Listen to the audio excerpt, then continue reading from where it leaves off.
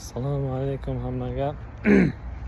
Shkollarga hamma beradigan savol, nimaga Valbersga postavka qo'yib bo'lmayapti, Feboga degan savol bo'libdi.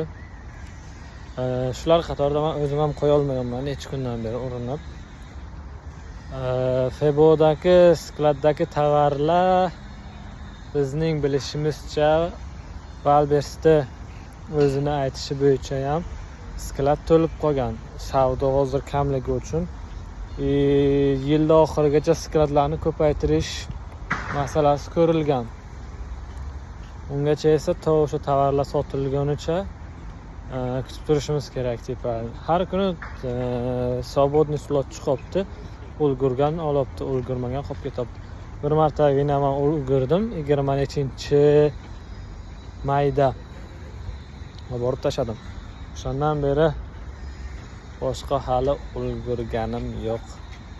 O'sha uchun maslahatim har kuni, har soatda iloji bo'lsa kirib postavka qo'yishga harakat qilib ko'rishlaringizni istagan bo'lardim.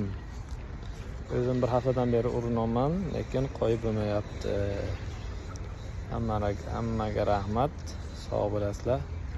Bizlar hali aylanishda.